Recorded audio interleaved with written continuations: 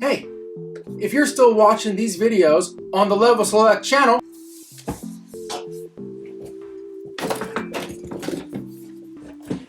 God, what are you doing? This channel's not gonna have the Let's Stitch no more. It's going to the Let's Stitch channel on YouTube.com. So, quit thinking around and go there. We're right here. It's not hard. Amateurs. Hey, it's Password Dots, and today I'm making some Animal Crossing PCs. So why don't you grab some Brewster's coffee and snuggle up in your favorite KK Slider concert onesie, and we'll talk about some Animal Crossing and stuff.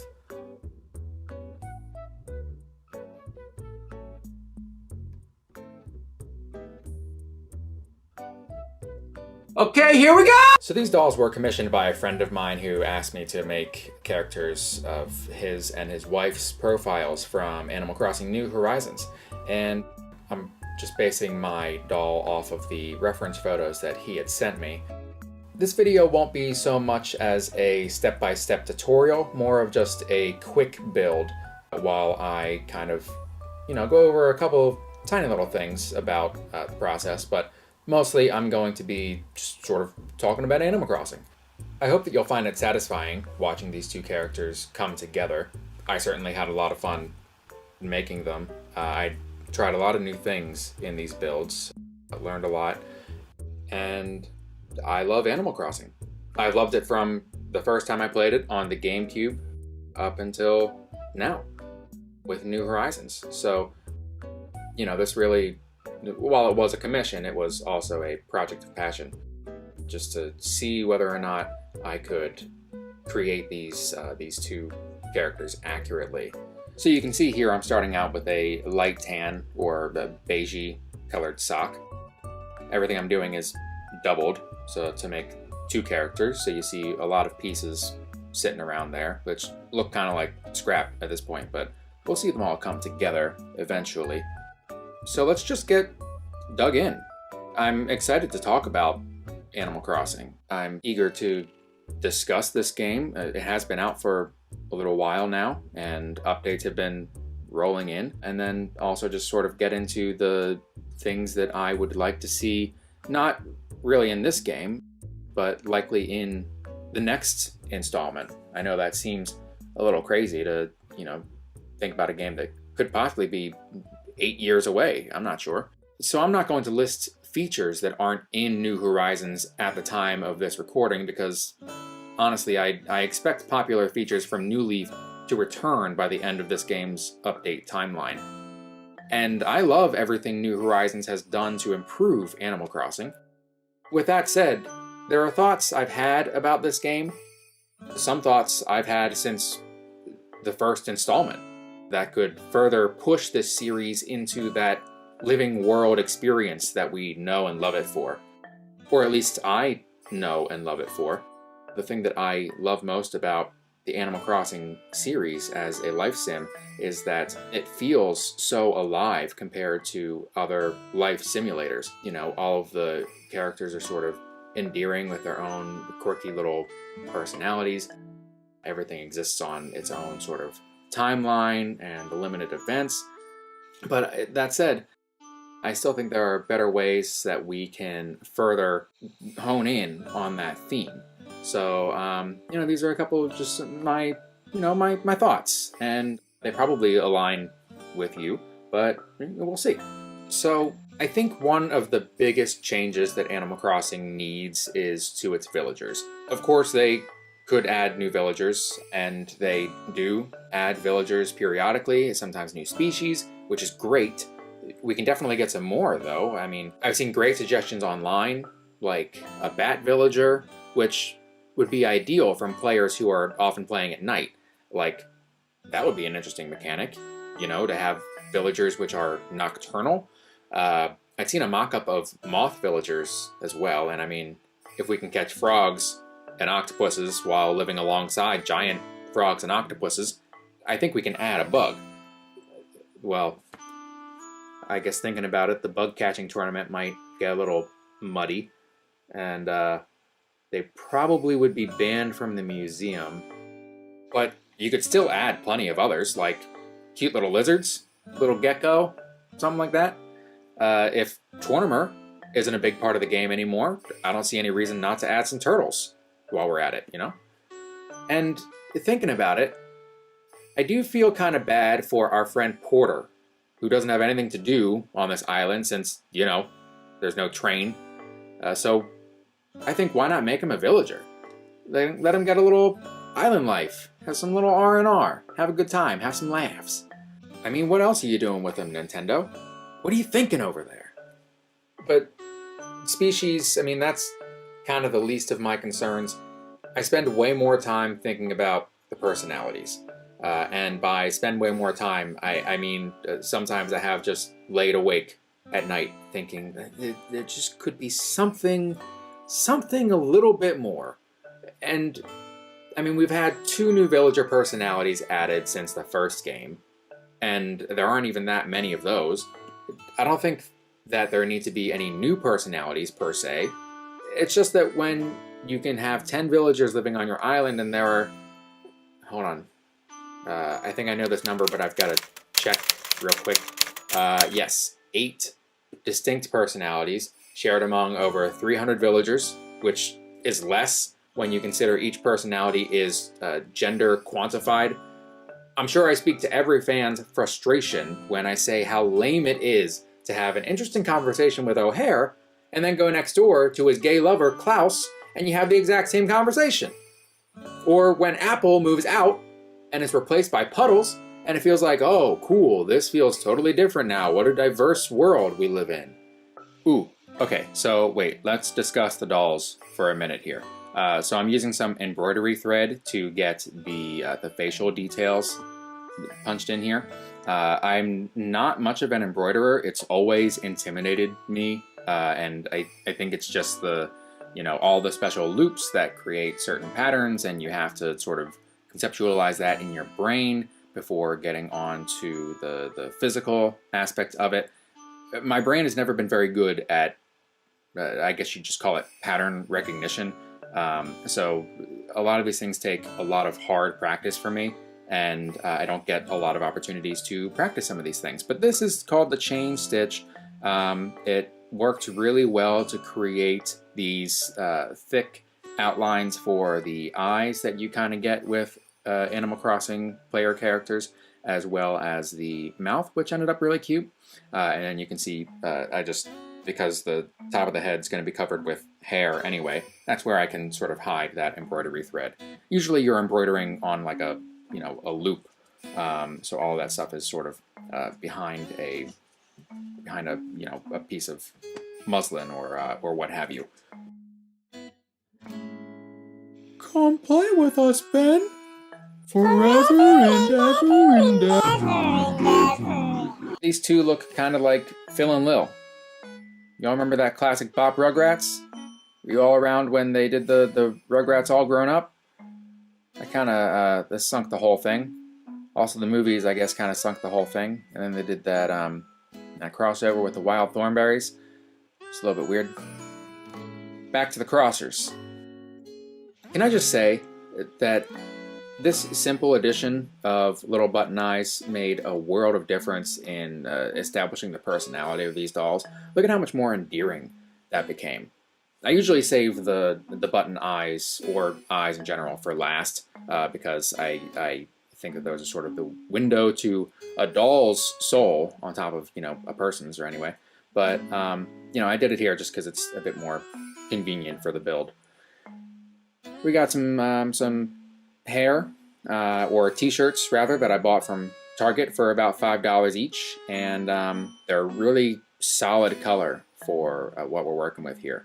Now you're seeing I'm patterning out the hair for our female doll, and I didn't really know how I was gonna handle that wavy swoop at the bottom, so you see I'm just sort of muddling that out. I haven't done this before, so it's new territory for me, learning as I go, and charging money for it. Isn't that the way it should always be? But I'm gonna make the hair longer than I think it needs to be, and adding no real dimension to it at first. That's going to be sort of sculpted as I sew it. So, you'll see here it's basically just a rectangle with rounded edges and this little tooth pattern here for the two sides. So it'll be, let's see, 5 pieces overall. So 1 for the back, 2 for the sides, and then 2 for the front for the bangs.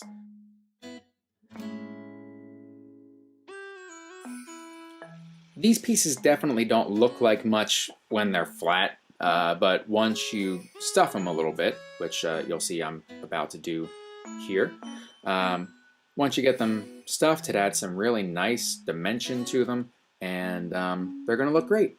I mean, you don't have to believe me right now. You'll just see when they go on there.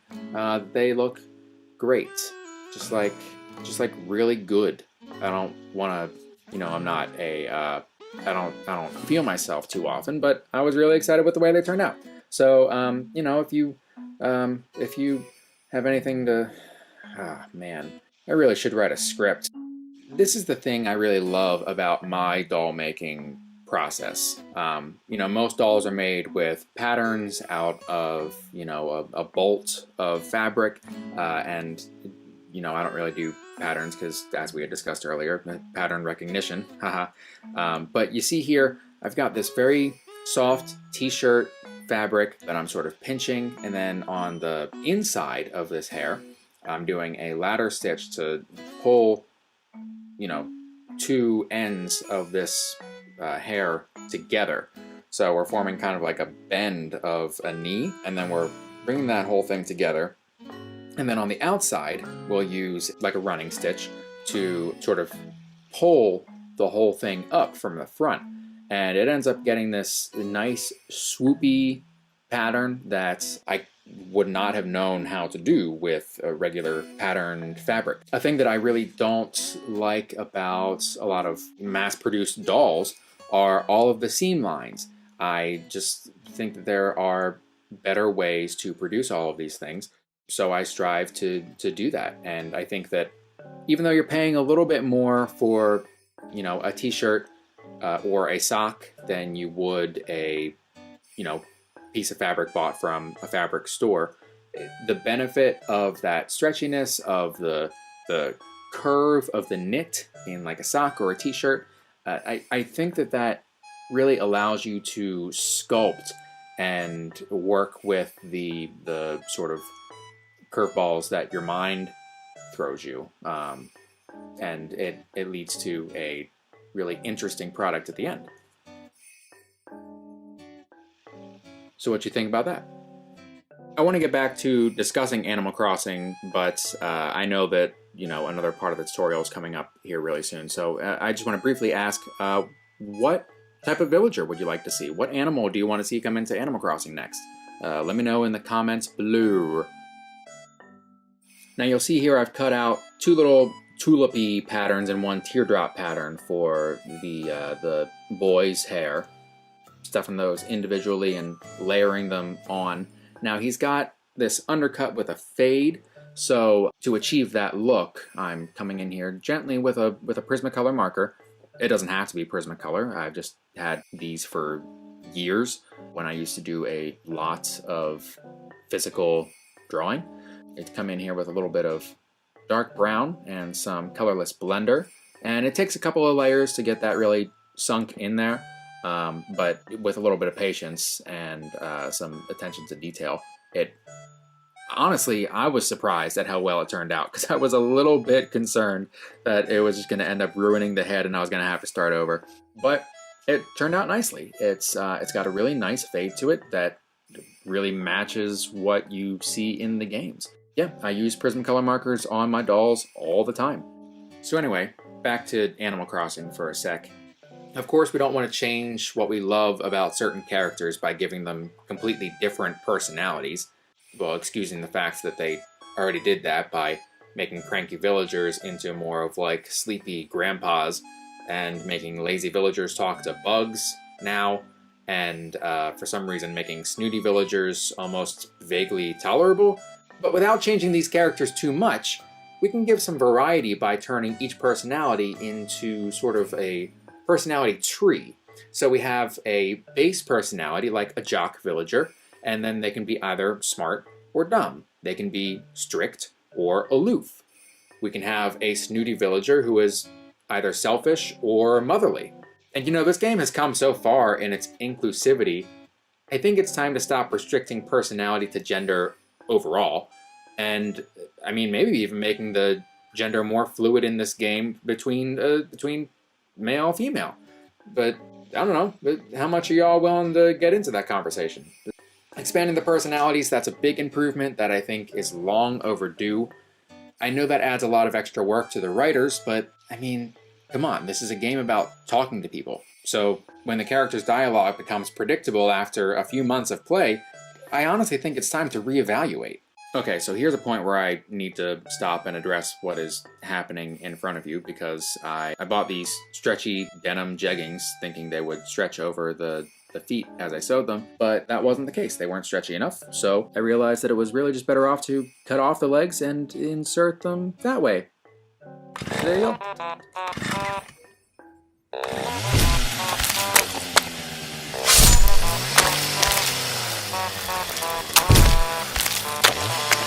There we go. I think he's recovering fine. He'll be okay. And now we've got plenty of room to, string these up and pull them through the bottom. And that way we can kind of sew the whole thing on piecemeal. We've also got some embroidery going on. Get that nice denim stitch line, since we kind of lost it when cutting up the jeans from their big size. And then we sew the pants on. And then we continue talking about Animal Crossing. Puppy, get out of here. Puppy, I'm trying to record the show. I know you can look at me that way and it's really cute, but I'm trying to record the videos. No, you can't sit in my lap today. Oh no. Oh goodness. Okay. Yeah. No, I got it. It's okay. Yeah, it's okay. Don't lick me though. Don't lick me. Actually, okay, I want to talk about Animal Crossing more, but I still need to address a little bit that's going on here. So I'm adding in the front pockets, and I'm building some back pockets to stitch onto here. These additions were totally unnecessary. I don't think that they are really seeable in the final product after the shirt goes on, but just a little word of caution. If you can see that something's not going to be necessary in the end, then maybe you can skip that. I didn't skip that, so here I am with a whole bunch of the extra little flares and odds and ends that no one's going to see. Speaking of something that you won't see, the girl here has a white t-shirt underneath their career jacket. So since you're only seeing the front of it, I decided to skip a whole bunch of frou-frou and literally just make like the front of a tank top. I think that's sufficient. All right, there we go. And now I will continue to give my opinions about Animal Crossing. So listen up, Nintendo. Now, another thing that I see people discuss all the time is being able to cook food, and I feel that, absolutely. It's possible that could be in a New Horizons update in the future, or it could have happened now, depending on the time you're watching this, in which case this is totally out of date and I suck, and I should stop. I should just stop. But being able to interact with the world in a more personal way is always a bonus. What I want more than being able to interact with things as a player is watching villagers interact with things on their own accord. We have more of that than we ever have before in New Horizons. Seeing them look at the bugs with a magnifying glass, that's super cute. Singing next to the stereo, oh, it's wonderful. But let's have villagers get snacks out of a snack machine, Let's have them use the water fountain. Not just click it and watch it. Let's have them take a little sippy sip. Let's have them pull themselves up on the pull-up bar. Let's have them, you know, that big, cool rock wall that you can set outside is totally useless because you can't even use it.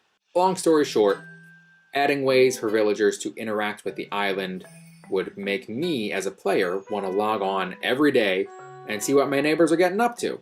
See what their business is. As it is right now, you know, you log on and you're like, oh, what is Spike going to be doing? Oh, he's either going to be in his house just sitting on the floor instead of using his furniture to read a magazine, or he's going to be walking around within 20 feet of his house and smelling the flowers. That's all he's going to do. He's not going to be stopping over to play on your jungle gym. He's not going to be going to your beautifully arranged outdoor canyon cafe. Just makes me sad. I put a lot of work into that cafe. And while on the subject of interacting, I always liked how you can change your relationship with Sable over time. But, I mean, what if we could build up a rapport with any special character in the game and give them gifts or invite them over? Oh boy, if you haven't celebrated your birthday on Animal Crossing yet, I recommend you do so, because it feels so nice when you get letters from villagers that you, or special characters that you wouldn't normally get letters from, like Mabel or Tom Nook, just letting you know that they, you know, that you mean something to them. If we could just invite them over to our house, or if we could let them take a frickin' break every once in a while. That brings me to a matter that I'm sure will be debatable, because it actually kind of straddles the dichotomy of Animal Crossing's two natures. So, okay, Animal Crossing is supposed to be alive, right? That's kind of the whole deal in the first game, was that internal clock. So, you know, time passes, holidays come and go, villagers move out, bugs and fish go out of season, shops have business hours. So, you know, you've got that, but at the same time, the game doesn't want to restrict you from certain things, like you get a guaranteed number of wasps in a tree, you get, you know, 1 money rock per day. You will always be able to interact with certain characters at certain hours. But if I can be so bold, I think the mathematical reliability of certain gameplay elements detracts from that living aspect of the game. Let's say at 1 p.m., maybe Tom Nook should take a nap, and he's not available until 2 p.m. Isabelle takes a lunch at noon. I mean, of course, she will stop and tell you your island rating if you ask her, but don't, because it's rude. Okay? She's a people pleaser. You don't take advantage of her generosity. Or, you know, this one really gets me, is when Label comes to the island, let her sisters come out and take some time to go see her. She's never around. She's been distant for so many years, and now she's gallivanting around the world. She's trying to find herself. She's done this, she's done that. And now when she comes to visit this little island that her sisters have going on, they should take a tiny little break. It's not going to affect anything. You don't really need them in the shop, besides just to take your money. So let them take a little siesta to go talk with their sister. What I'm saying is the slight inconvenience of these characters not being around to provide the service you need for that small window would be far outweighed by the gratification of you being in a world that feels alive. No one needs to donate fossils at midnight. Let Blathers come out and light some sparklers. Please! He just wants to see the fireworks!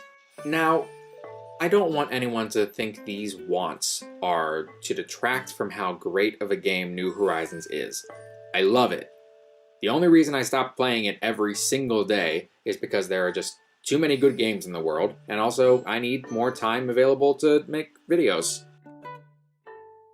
It's really important that we take a look at the things we love and see what can be improved about them. Not to be overly critical, but to appreciate what you have while also establishing the things that you want.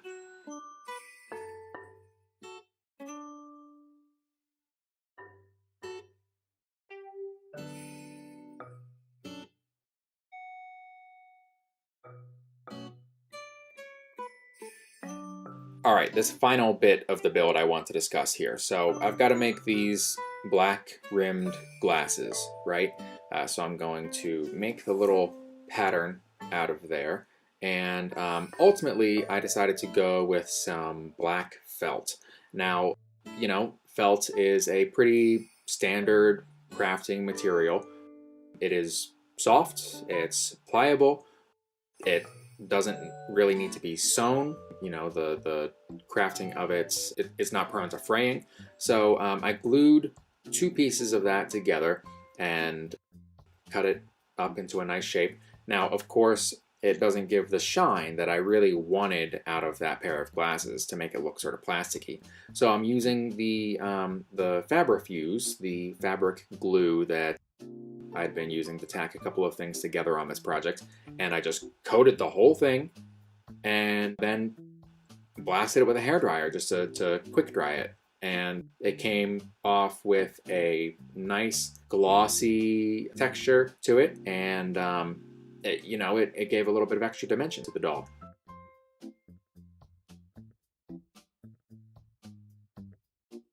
And then after a tiny bit of fuzz cleanup, they're ready to ship out.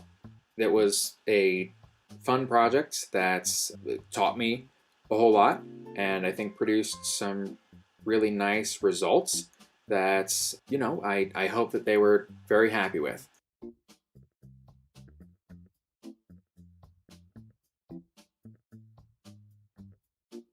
I hope that, you know, maybe you want to try some of this for yourself. And if you do try it, then be sure to let me know in the comments down below, and let me know if there's anything that I can help you with. I'm always creating new things and wanting to see other people create things. So with that said, everybody keep making stuff, keep playing Animal Crossing New Horizons. All right, thanks for watching. I'll see you next time.